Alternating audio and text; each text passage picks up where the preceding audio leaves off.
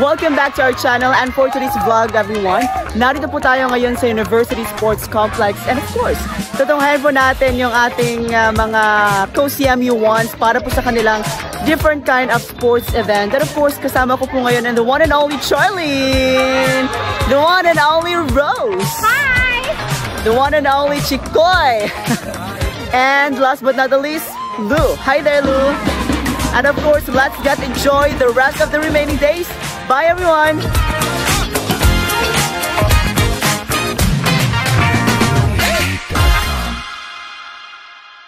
And of course, unang araw pa po yan ng ating Palaro 2025 na kung saan makikita po natin ang pagpapasiklab ng bawat isa. At sinimula na nga ang unang araw ng Palaro 2025 ng isang engranding parade ng bawat manlalaro na kung saan mas mabibigyan ng kahalagahan ang sportsmanship ng bawat atleta. At hindi rin magpapakabog ang nag-iisang Charlene Villesas, di ba? Pa-smile-smile lang po dyan sa may gilid at naghahanap ng gwapong pupuntiryahin sa araw na yan.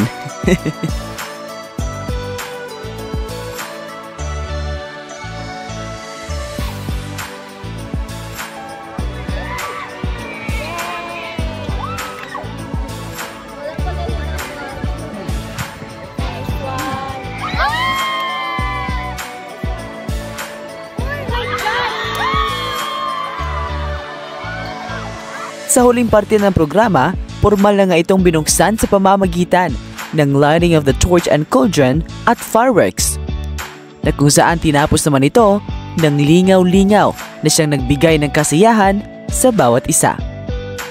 Sa ikalawang araw ng Palaro 2025, patuloy pa rin ang pagkikibaka ng bawat atleta para sa pagkamit ng kampyonato para sa kanilang mga taga-suporta. So I'm here with Miss Sofia. So naara ko'y gamay nga pangutana sa imuha. Unsa imong struggles as an athlete karong Palaro 2025? Hi, I'm Sophia. So this is actually my first time joining this CMU Palaro 2025. And it's actually kind of refreshing when I first joined this year because with the loads of the exams, but then there's also some struggles, and that is number one.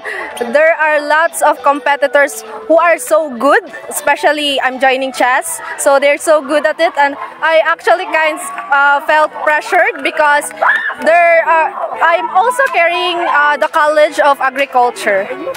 Wow, it's very nice.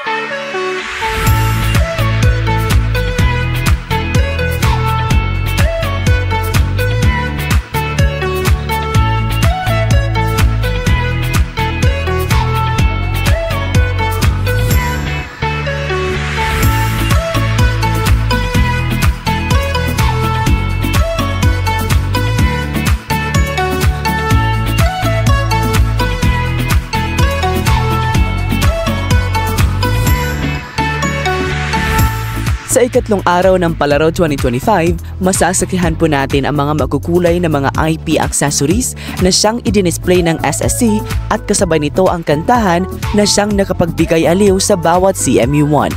Kahit pa sa ilalim ng matinding sikat ng araw, patuloy pa rin po nating inaaliw ang ating mga mata at sarili sa pamamagitan ng paglalakad at pagkikipaghalubilo. Sa pagpapatuloy ng ika-4 na araw ng Palaro 2025, dito makikita po natin si Emma na nakatalikod habang nanonood ng volleyball at di ko po alam bakit ayaw niya pong tumingin sa camera. Siguro hindi po siya yung tipong tao na lumilingon sa iba. Charot.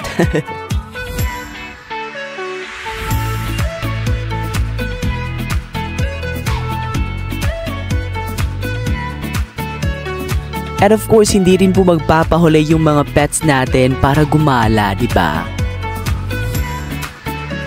And yes, this is the last day of our Palaro 2025 na kung saan makikita na po natin ang pinakahihintay nating lahat, ang ginoo at binibining CMU Palaro 2025.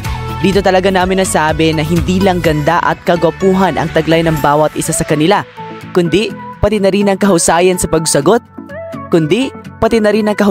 sa pagsagot ng mga katanungan at pagiging kumpiyansa sa harap ng bawat isa. And of course, hindi rin magpapahulay yung totoong may hawak ng corona.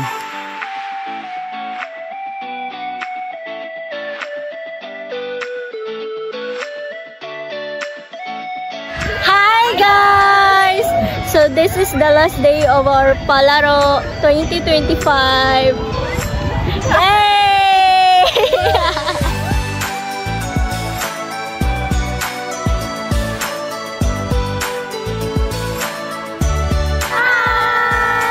So that ends the CMU Palaro 2025. And thank you for being with us all throughout the week. This is the Group 1 and bye!